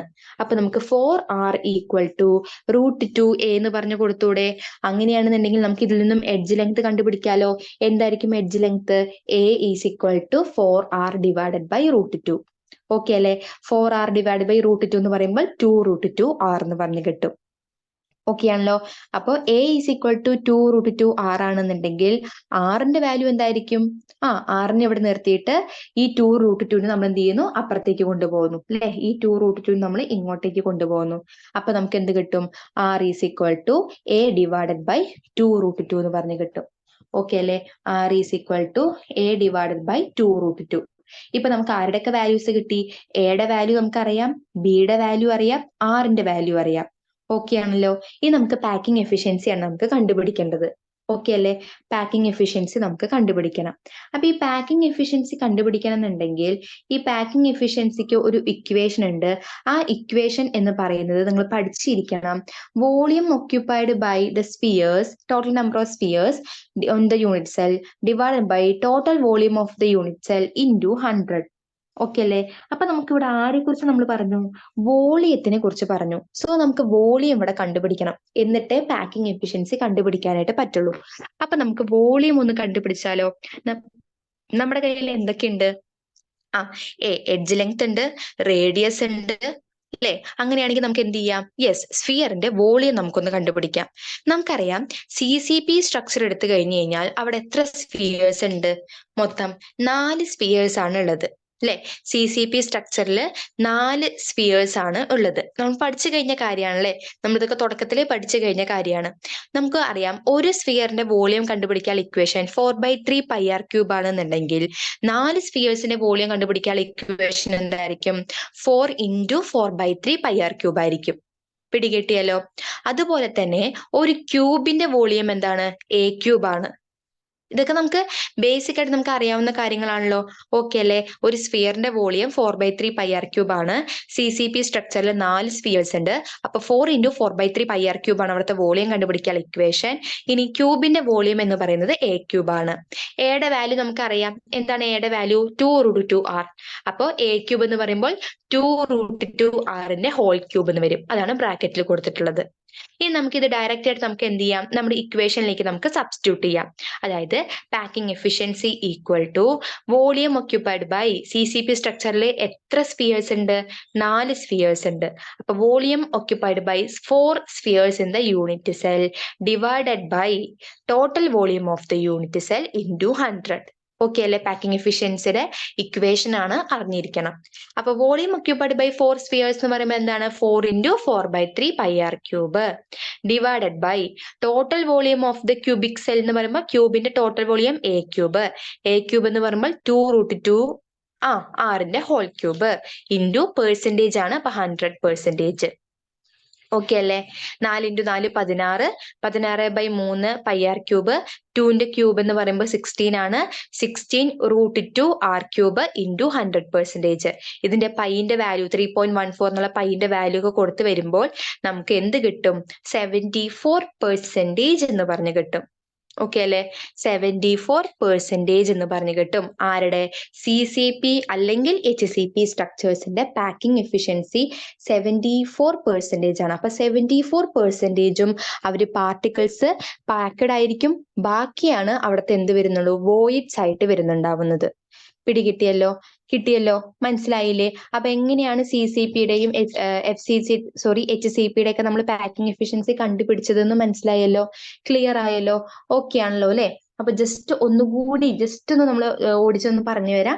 HCP CCP സ്ട്രക്ചറുകളുടെ പാക്കിംഗ് എഫിഷ്യൻസി കണ്ടുപിടിക്കുന്ന ഇക്വേഷൻ നമ്മൾ ആദ്യം ആ ഒരു ട്രയാങ്കിൾ എടുത്തു, പൈതഗോറസ് തിയറം അപ്ലൈ ചെയ്തു, അതിൽ നിന്നും B നമ്മൾ കണ്ടുപിടിച്ചു, പിന്നെ R ആണ് ഡയഗണൽ എന്ന് പറയുന്നത്, അതിൽ നിന്ന് നമ്മൾ A കണ്ടുപിടിച്ചു, അതിനുശേഷം നമ്മൾ വോളിയം കണ്ടുപിടിക്കാനുള്ള ഇക്വേഷൻ കൊടുത്തു, അത് നമ്മൾ എന്ത് ചെയ്തു, ഡയറക്റ്റ് ആയിട്ട് പാക്കിംഗ് എഫിഷ്യൻസിയിൽ അപ്ലൈ ചെയ്തു, അതിന്റെ ഫലമായിട്ട് നമുക്ക് 74% എന്ന് പറഞ്ഞിട്ട് അതിൻ്റെ ഇത് കിട്ടി. ഓക്കെ അല്ലേ? ഇനി BBC എന്ന് പറയുമ്പോൾ എന്താണ്? BBC അല്ല കേട്ടോ, BCC ആണ്. ഓക്കെ, തെറ്റിപ്പോയതാണ്. ബോഡി സെന്റേർഡ് ക്യൂബിക് സ്ട്രക്ചർ ആണ്, BBC അല്ല, BCC സ്ട്രക്ചർ ആണ്, ഒന്ന് ശ്രദ്ധിക്കണം. BCC സ്ട്രക്ചറിന്റെ എന്ത് നമ്മള് പാക്കിംഗ് എഫിഷ്യൻസി കണ്ടുപിടിക്കാനായിട്ട് പോവാണ്. BCC സ്ട്രക്ചർ ആണ്. ഓക്കെ അല്ലെ? BCCയുടെ പാക്കിംഗ് എഫിഷ്യൻസി ഒന്ന് ശ്രദ്ധിക്കണം കേട്ടോ. BCC ആണ്.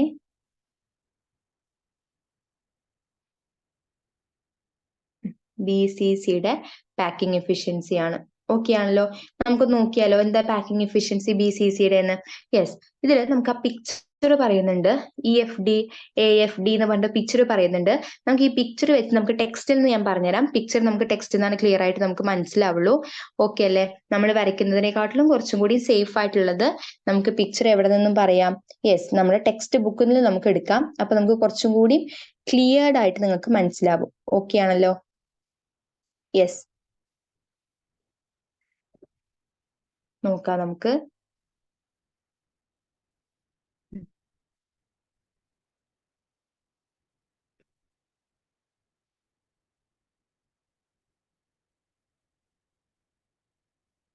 പാക്കിംഗ് എഫിഷ്യൻസി ഇൻ BCC അല്ലെ, ബോഡി സെന്റേഴ്സിന്റെ പാക്കിംഗ് എഫിഷ്യൻസിയാണ് നമ്മൾ നോക്കാനായിട്ട് പോകുന്നത്.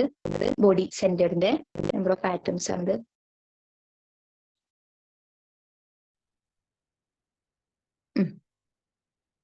യെസ്, ഇത് നമ്മള് HCP CCP ഓക്കെ അല്ലേ? കിട്ടിയല്ലോ, കണ്ടോ? 74% ഇപ്പൊ നമ്മൾ പറഞ്ഞ അതേ സെയിം കാര്യം. ഇനി നമുക്ക് packing efficiency in body centred cubic structure. നിങ്ങൾ ഈ ചിത്രത്തിലേക്ക് ഒന്ന് നോക്കിക്കേ. പെട്ടെന്ന് കാണുമ്പോൾ എന്തെങ്കിലുമൊക്കെ മനസ്സിലാവുന്നുണ്ടോ? ഇല്ല അല്ലെ? ആ ഡോട്ടഡ് ആയിട്ടുള്ള ചിത്രങ്ങൾ നിങ്ങൾ നോക്കണ്ട, അതിന് പകരം ആ ക്ലിയർ ആയിട്ട് നമ്മൾ സ്പിയേഴ്സ് ആക്കി തന്നിട്ടില്ലേ, അതൊന്ന് കറക്റ്റ് ആയിട്ട് നമ്മൾ നോക്കി നോക്കാം. ഇനി നമുക്ക് പറയാം, it is clear that atom at the centre. BCC എന്ന് പറയുമ്പോൾ എന്താണ്? ബോഡി സെന്റേർഡ് ആണല്ലേ, അതായത് കോർണേഴ്സിൽ ഉണ്ടാവും ആറ്റംസ്, അതിലുപരി ആ ഒരു ക്യൂബിക് ലാറ്റിസിന്റെ സെന്ററിലും ഒരു ആറ്റം ഉണ്ടായിരിക്കും. അതിലെ BCC എന്ന് പറയുന്നത്. അപ്പൊ ബോഡികളുടെ, അത് മീൻസ് ബോഡികളുടെ പറയുമ്പോൾ ആ ഒരു സ്ട്രക്ചറിന്റെ കോർണേഴ്സിൽ ആറ്റംസ് ഉണ്ടാവും, അതിലുപരി അതിന്റെ സെന്ററിൽ ഒരു ആറ്റം ഉണ്ടായിരിക്കും ആ ഒരു ക്യൂബിക്കിന്റെ. ഓക്കെ ആണല്ലോ? പിടികിട്ടിയല്ലോ? അപ്പൊ നിങ്ങളൊന്ന് ശ്രദ്ധിച്ചു നോക്കി. It is clear that the atom at the centre will be in touch with the other to atoms diagonally arranged ആണല്ലോ. ഈ ചിത്രത്തിൽ നോക്കിയാൽ കാണാൻ സാധിക്കില്ലേ? ഇപ്പൊ നോക്കി, FCA എന്ന് പറഞ്ഞിട്ട് കണ്ടോ? ഇവിടെ എന്താണ്? സെന്ററിലാണ് C എന്ന് പറഞ്ഞ ഒരു സെന്റർ, അവിടെയാണ് ഒരു ആറ്റം ഉള്ളത് അല്ലെ? ഈ ആറ്റം അതിന്റെ കോർണേഴ്സിൽ കിടക്കുന്ന രണ്ട് ആറ്റവുമായിട്ട് എന്തായിരിക്കും? ടച്ച് ചെയ്തിട്ടായിരിക്കും വരുന്നുണ്ടാവുന്നത്. പിടികിട്ടിയല്ലോ? ഓക്കെ അല്ലെ? അങ്ങനെയാണെന്നുണ്ടെങ്കിൽ നമുക്ക് EFD എന്ന് പറഞ്ഞ ട്രയാങ്കിൾ ഒന്ന് നിങ്ങൾ എടുത്തേ. മൈൻഡിലേക്ക് കൊണ്ടുവരുന്നതിന് മുന്നേ ആ ചിത്രം ഒന്ന് കാണുക. EFD എവിടെ കിടക്കുന്നത് നോക്കി നോക്കുക. EFD ഇതാ താഴത്താണ് ആ ട്രയാങ്കിൾ കിടക്കുന്നത്. ഓക്കെ, ഞാൻ മാർക്ക് ചെയ്ത് കാണിച്ചെന്ന് എല്ലാം കൂടി നിങ്ങൾക്ക് മാർക്ക് ചെയ്ത് പോവും. കണ്ടോ? ഇവിടെയാണ് EFD, കണ്ടോ? യെസ്, കണ്ടോ? EFD എന്ന് പറഞ്ഞിട്ട് ട്രയാങ്കിൾ നമ്മൾ എടുത്തു. ഇവിടെ നമുക്ക് നമ്മുടെ പൈതഗോറസ് തിയറം അപ്ലൈ ചെയ്യുമ്പോൾ ഏതാണ് ഹൈപ്പോട്ടന്യൂസ്? FD ആണല്ലേ ഇവിടുത്തെ ഹൈപ്പോട്ടന്യൂസ് എന്ന് പറയുന്നത്. അപ്പൊ നമുക്ക് B², ഹൈപ്പോട്ടന്യൂസ് നമുക്ക് B ആയിട്ട് എടുക്കാം അല്ലെ? അതുപോലെ തന്നെ അതിന്റെ എഡ്ജ് ലെങ്ത്തുകൾ A ആയിട്ട് നമുക്ക് എടുക്കുകയാണെന്നുണ്ടെങ്കിൽ B² = A² + A² എന്ന് പറഞ്ഞു കിട്ടും. B² = 2A² എന്ന് കിട്ടും. വേർ B = √2A എന്ന് പറഞ്ഞു കിട്ടും. നേരത്തെ പറഞ്ഞ അതേ കാര്യം തന്നെയാണ്. ഓക്കെ അല്ലെ? ഇനി ആ ട്രയാങ്കിളിൽ നിന്ന് നമ്മൾ വേറെ ട്രയാങ്കിളിലേക്ക് പോകുന്നു. Triangle AFD. എവിടെയാണ് ട്രയാങ്കിൾ AFD എന്ന് പറയുന്നത്? യെസ്, നമുക്ക് വേറൊരു കളറിൽ മാർക്ക് ചെയ്യാം. ദാ ഈ Aയിൽ നിന്നും Fൽ നിന്നും തുടങ്ങിയിട്ട് ദാ ഇങ്ങനെ അല്ലെ, ഇതിലെ AFD എന്ന് പറഞ്ഞ ട്രയാങ്കിള്, യെസ്, അടുത്ത ട്രയാങ്കിൾ ആണ് AFD എന്ന് പറഞ്ഞിട്ടുള്ള ട്രയാങ്കിള്. ആ AFD എന്ന് പറഞ്ഞ ട്രയാങ്കിളാണ് നമ്മൾ എടുക്കുന്നത് എന്നുണ്ടെങ്കിൽ നമുക്ക് എന്തായിരിക്കും പൈതഗോറസ് തിയറം വരുന്നത്?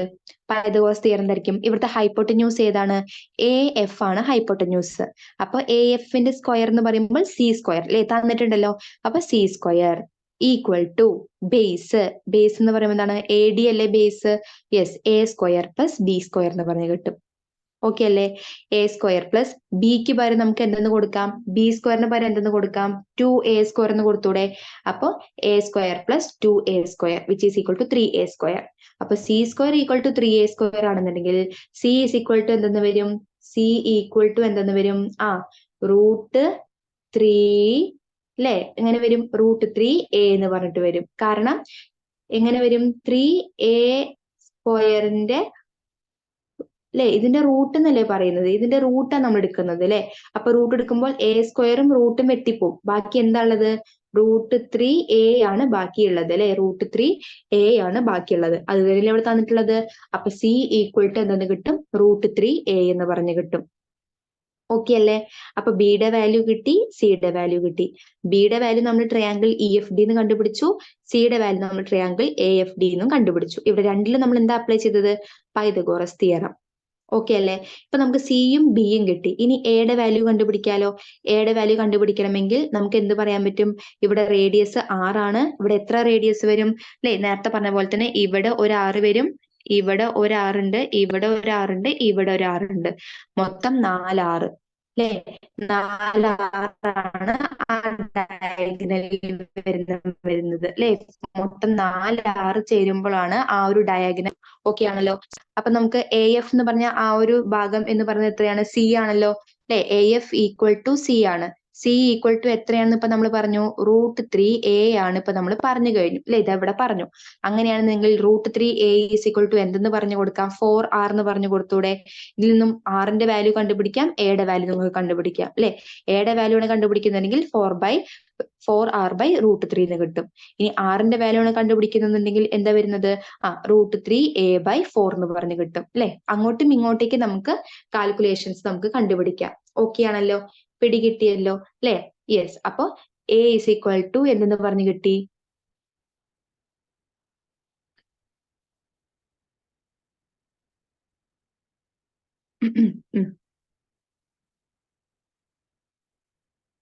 A is equal to 4R divided by √3 പറഞ്ഞു കിട്ടി. R is equal to √3 divided by 4A എന്ന് പറഞ്ഞിട്ടും കിട്ടി. ഓക്കെ ആണല്ലോ?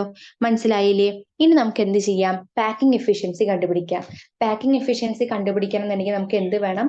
വോളിയം ആവശ്യമായിട്ടുണ്ട് അല്ലെ. അപ്പൊ വോളിയത്തിന്റെ കാര്യം പറയുമ്പോൾ നമുക്ക് എന്ത് വേണം? വോളിയം ഒക്യുപ്പൈഡ് ബൈ, നോക്കി BCCയിലാണെങ്കിൽ എത്ര സ്ഫിയേഴ്സ് ഉണ്ടായിരിക്കും? 2 എണ്ണം അല്ലെ. ടോട്ടൽ നമ്പർ ഓഫ് ആറ്റംസ് എത്ര ആറ്റംസ് ആണ്? 2 ആറ്റംസ് ആണ് ഉണ്ടാവുന്നത്. ആയതുകൊണ്ട് തന്നെ അതിന്റെ വോളിയം എന്തായിരിക്കും? അപ്പോ 4/3 πr³ നിന്നും 2 ആറ്റത്തിന്റെ വോളിയം എന്ന് പറയുമ്പോൾ 2 × 4/3 πr³ എന്ന് വരും. ഓക്കെ അല്ലേ? പിടികിട്ടിയല്ലോ? എടുത്തു പറയേണ്ട ആവശ്യമുണ്ടല്ലോ? ഇല്ലല്ലോ. ഓക്കെ അല്ലേ? 2 × 4/3 πr³. ഇനി വോളിയം ഓഫ് ദി ക്യൂബ് എന്ന് പറയുന്നത് എന്താണ്? A³ ആണ് അല്ലെ. A³ എന്ന് പറയുന്നത് എന്തിന് ഈക്വൽ ആയിരിക്കും? A എത്രയാണ്? 4R divided by √3. അപ്പൊ 4R divided by √3 R-ന്റെ ഹോൾ ക്യൂബ് ആണ് A³ എന്ന് പറയുന്നത്. ഓക്കെ അല്ലേ? അല്ലെങ്കിൽ നമുക്ക് എങ്ങനെ എഴുതാം? 4/√3 R the whole cube ആണ് A³ എന്ന് പറഞ്ഞിട്ട് നമുക്ക് കൊടുക്കാം അല്ലെ. അതായത് ഇതാണ് A³. ഓക്കെ അല്ലേ? ഇനി നമുക്ക് എന്ത് ചെയ്യാം? നമുക്ക് നമ്മുടെ കയ്യിൽ എന്തൊക്കെയുണ്ട്? യെസ്, വോളിയം ഒക്യുപ്പൈഡ് 2 സ്ഫിയേഴ്സ് ഉണ്ട്. A³ കയ്യിലുണ്ടെന്നുണ്ടെങ്കിൽ ഡയറക്റ്റ് ആയിട്ട് നമുക്ക് ഇക്വേഷനിൽ സബ്സ്റ്റിറ്റ്യൂട്ട് ചെയ്യാം. എന്താണ് നമ്മുടെ ഇക്വേഷൻ എന്ന് പറയുന്നത്?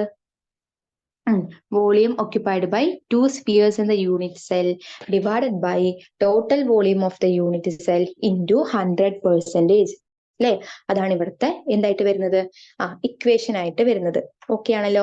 അപ്പൊ volume occupied by 2 spheres in the unit cell. Volume occupied by 2 spheres in the unit cell എന്ന് പറഞ്ഞാൽ ഏതാ കൊടുക്കേണ്ടത്?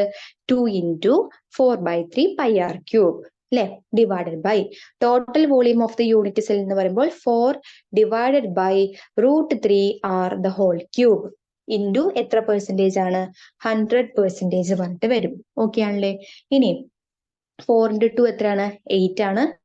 8/3 pi R cube into 100% divided by 4ന്റെ ക്യൂബ് റൂട്ട് എന്ന് പറയുന്നത് 64 ആണ് അല്ലെ. √3 ഹോൾ ക്യൂബ് നമുക്ക് എങ്ങനെ എഴുതാം? 3√3 എന്ന് എഴുതാം ഇൻറ്റു ആർ ക്യൂബ്. ഇതിലെ വാല്യൂസ് ഒക്കെ സബ്സ്റ്റിറ്റ്യൂട്ട് ചെയ്യുമ്പോൾ എത്ര പെർസെന്റേജ് കിട്ടുന്നു? യെസ്, 68% എന്നാണ് കിട്ടുന്നത്. വളരെ ഇമ്പോർട്ടന്റ് ആണ് പെർസെന്റേജ്. 68% എന്നാണ് ആരുടെ പാക്കിംഗ് എഫിഷ്യൻസി കിട്ടുന്നത്?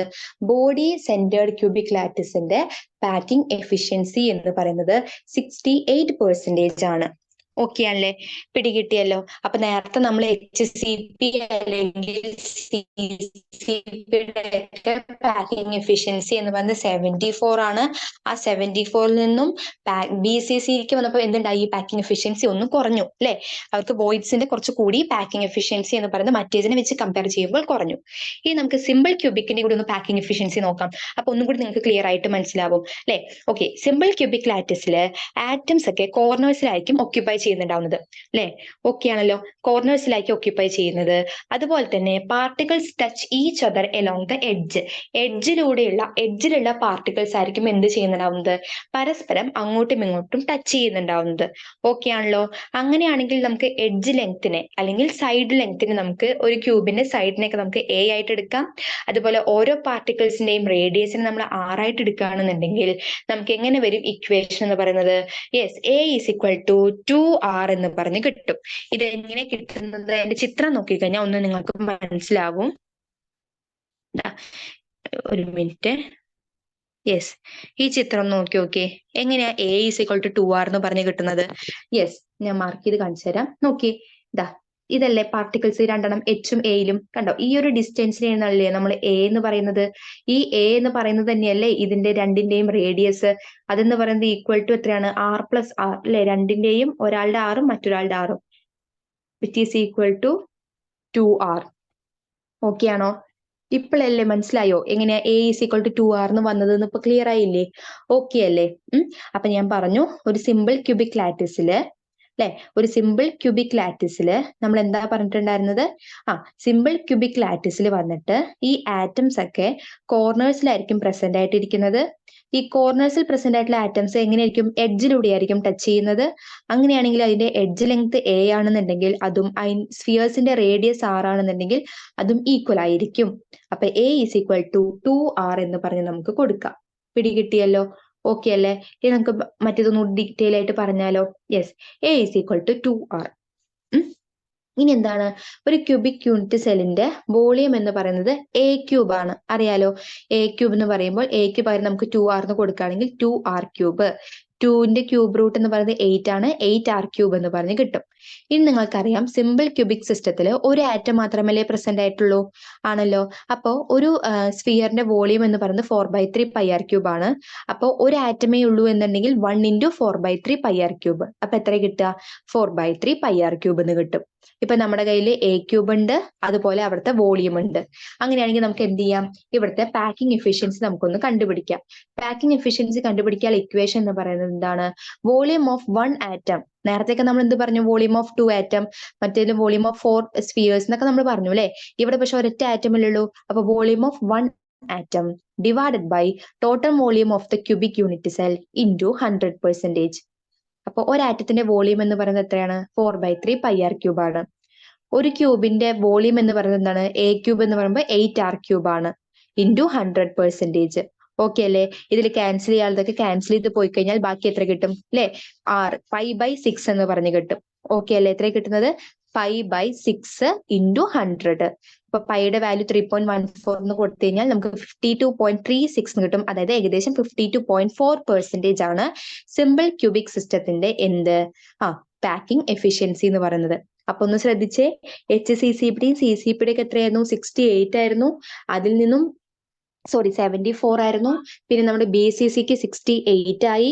അതിൽ നിന്നും സിമ്പിൾ ക്യൂബിക്കിന് 52.4 ആയി. അപ്പൊ എന്തുണ്ടായി? യെസ്, പാക്കിംഗ് എഫിഷ്യൻസി കുറഞ്ഞു വരികയാണ് ചെയ്തത് അല്ലെ. എങ്ങനെ കുറഞ്ഞു? CCPയിൽ നിന്നും HCPയിനെക്കാട്ടിലും കുറവാണ് BCCക്ക്, BCCനെക്കാട്ടിലും കുറവാണ് സിമ്പിൾ ക്യൂബിക്കിന്. മനസ്സിലായോ? So we can conclude that the CCP and HCP structures have the maximum packing efficiency. അല്ലെ? ആർക്കാണ് ഏറ്റവും കൂടുതൽ മാക്സിമം പാക്കിംഗ് എഫിഷ്യൻസി? ആർക്കാണ്? CCP അതുപോലെ HCP സ്ട്രക്ചറുകൾക്കാണ് മാക്സിമം പാക്കിംഗ് എഫിഷ്യൻസി എന്ന് നമുക്ക് പറയാം. ഓക്കെ അല്ലേ? മനസ്സിലായല്ലോ? പിടികിട്ടിയല്ലോ അല്ലെ? യെസ്.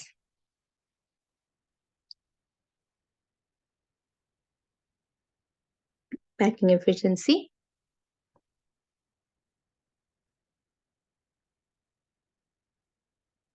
BCC പറഞ്ഞു, സിമ്പിൾ ക്യൂബിക്കിന്റെ പറഞ്ഞു. ഓക്കെ അല്ലേ? 52.4%.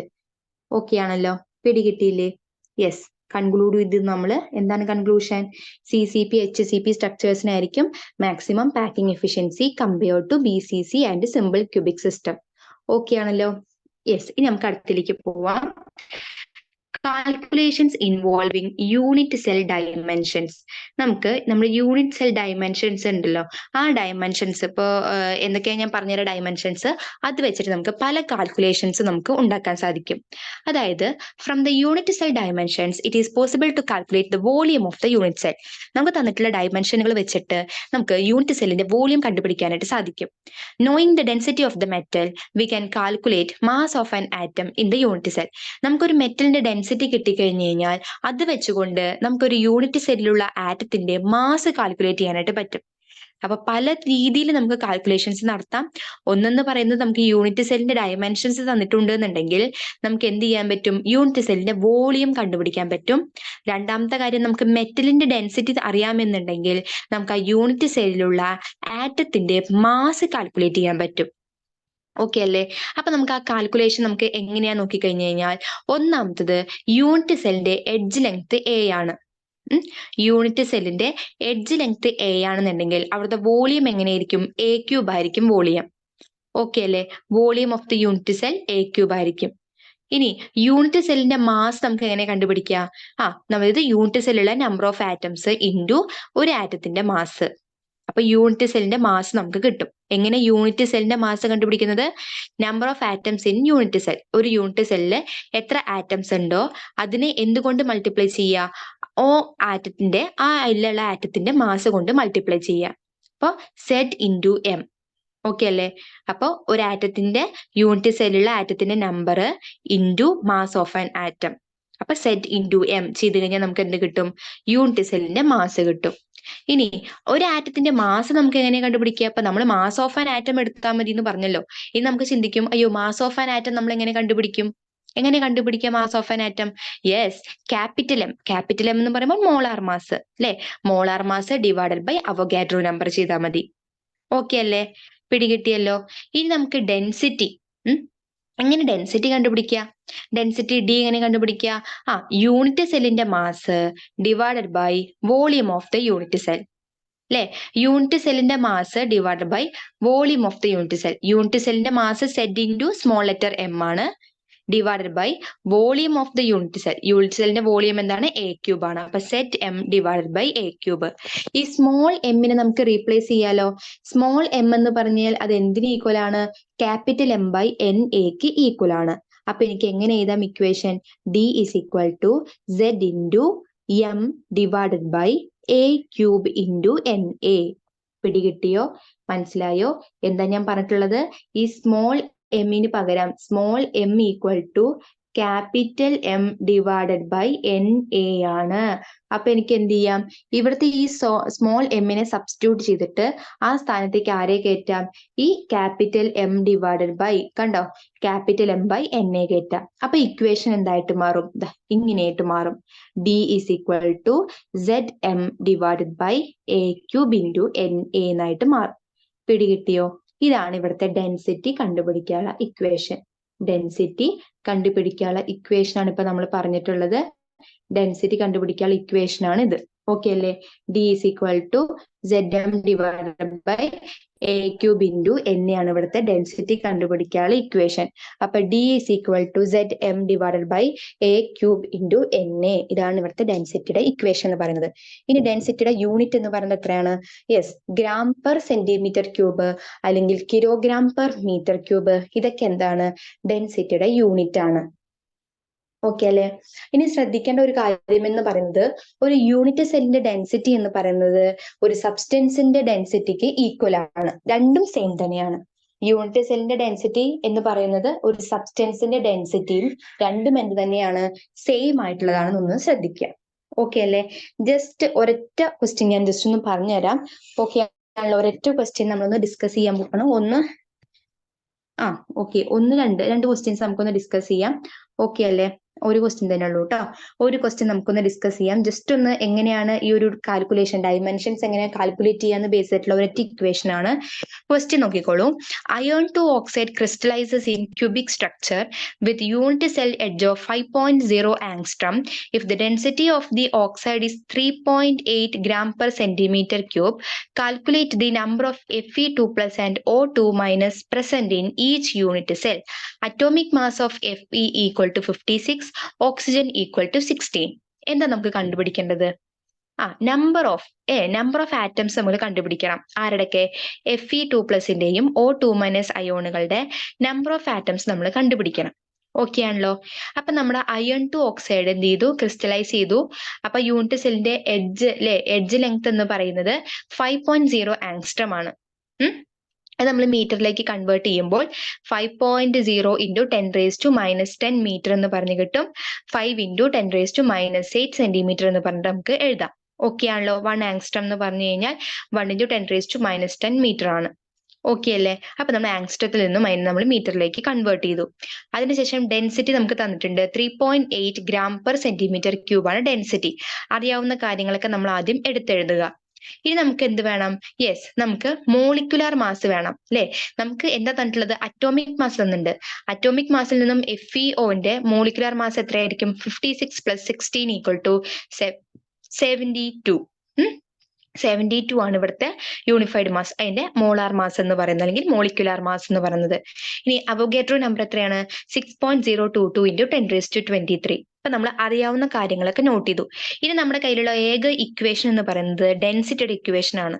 D = Zm / A³ × Na. ഈ ഒരു ഇക്വേഷൻ ആണ് നമ്മുടെ കയ്യിലുള്ളൂ. ഇതിൽ നിന്നുമാണ് നമുക്ക് വേണ്ട ആൾക്കാരെ കണ്ടുപിടിക്കേണ്ടത്. ഇപ്പൊ നമുക്ക് കണ്ടുപിടിക്കേണ്ടത് ആരെ കണ്ടുപിടിക്കേണ്ടത്? നമ്പർ ഓഫ് ആറ്റംസ് ആണ്. നമ്പർ ഓഫ് ആറ്റംസ് എന്ന് പറഞ്ഞാൽ ഏതാണുള്ളത്?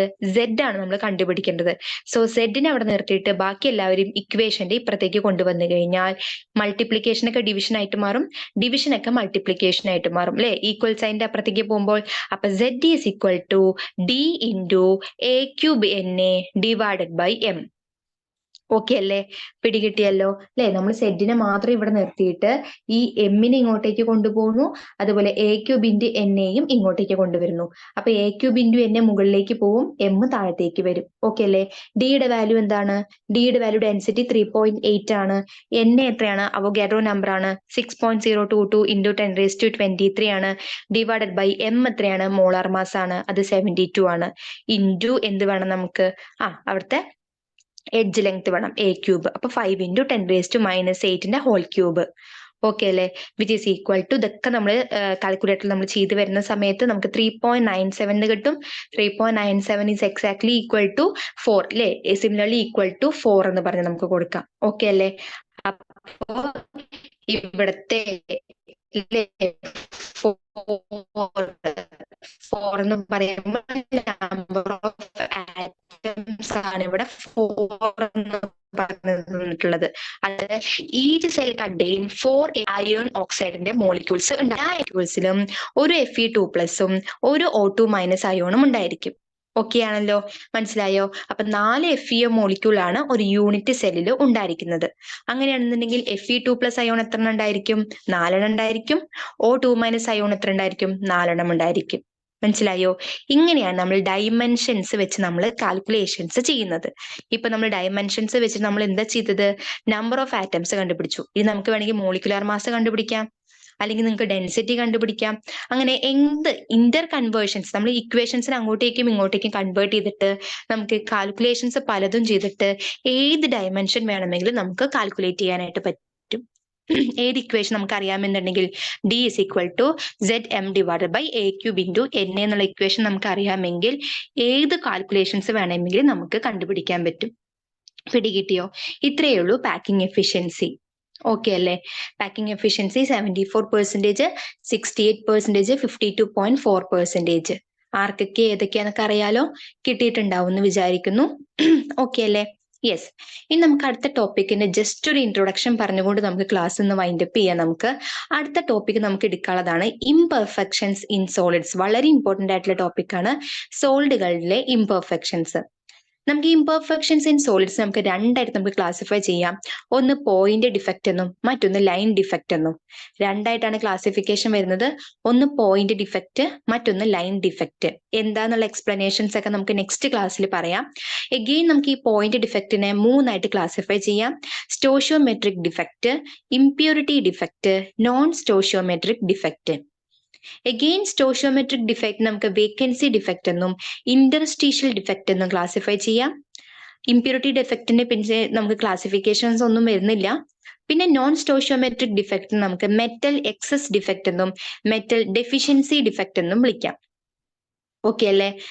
കിട്ടിയല്ലോ. അപ്പൊ പോയിന്റ് ഡിഫക്റ്റ്, ലൈൻ ഡിഫക്റ്റ്. പിന്നെ സബ് ക്ലാസിഫിക്കേഷൻസ് വരുന്നത് stoichiometric, impurity, non stoichiometric. Again sub classifications വരുന്നത് സ്റ്റോഷിയോമെട്രിക്കിനും നോൺ സ്റ്റോഷിയോമെട്രിക്കിനാണ്. അതിൽ ഓരോന്നും നമുക്ക് ഡീറ്റെയിൽ ആയിട്ട് നമുക്ക് പഠിക്കാനായിട്ടുണ്ട്. എക്സാമ്പിൾസ് നമുക്ക് പഠിക്കാനായിട്ടുണ്ട്. ഓരോന്നും എന്ത് കാരണം കൊണ്ടാണെന്നും പഠിക്കാനായിട്ടുണ്ട്. ഓക്കെ അല്ലേ? സോ വളരെ ഇമ്പോർട്ടന്റ് ആയിട്ടുള്ള ഒരു പോർഷൻ ആണ് ഇംപെർഫെക്ഷൻസ് ഇൻ സോളിഡ്സ്. അത് നമുക്ക് നെക്സ്റ്റ് ക്ലാസ്സിൽ നമുക്ക് ഡീറ്റെയിൽ ആയിട്ട് നമുക്ക് പറയാം. ഓക്കെ അല്ലേ? അപ്പൊ ഇന്നത്തെ പാക്കിംഗ് ഇഫിഷ്യൻസി എന്ന് പറഞ്ഞ ടോപ്പിക് ക്ലിയർ ആയിട്ടുണ്ടാവും എന്ന് വിചാരിക്കുന്നു. പാക്കിംഗ് ഇഫിഷ്യൻസി, അതുപോലെ കാൽക്കുലേഷൻസ് അല്ലെ, ഡയമെൻഷൻസ് യൂസ് ചെയ്തുള്ള കാൽക്കുലേഷൻസ് ഒക്കെ നിങ്ങൾക്ക് ഡീറ്റെയിൽ ആയിട്ട് കിട്ടിയിട്ടുണ്ടാവും എന്ന് കരുതുന്നു. എന്തെങ്കിലും ഡൗട്ട്സ് ഉണ്ടെങ്കിൽ നോട്ട്സ് നോക്കുക, ക്ലിയർ ചെയ്ത് പോവുക. അപ്പൊ ഡൗട്ട്സ് ഒക്കെ ക്ലിയർ ചെയ്ത് പോവുക. ഓക്കെ ആണല്ലോ? കിട്ടിയല്ലോ അല്ലെ? സോ നമുക്ക് എന്ത് ചെയ്യാം, അടുത്ത ക്ലാസ്സിൽ നമുക്ക് പുതിയൊരു ടോപ്പിക്, അതായത് ഇംപെർഫെക്ഷൻസ് എന്നുള്ള സോളിഡ്സ് എന്നുള്ള ഈ ഒരു ടോപ്പിക്കുമായിട്ട് നെക്സ്റ്റ് ക്ലാസ്സിൽ നമുക്ക് മീറ്റ് ചെയ്യാം. സോ നമുക്ക് ഇന്നത്തെ ക്ലാസ് ഇതോടുകൂടി നമുക്ക് വൈൻഡ് അപ്പ് ചെയ്യാം. ഓക്കെ അല്ലേ? Yes, thank you.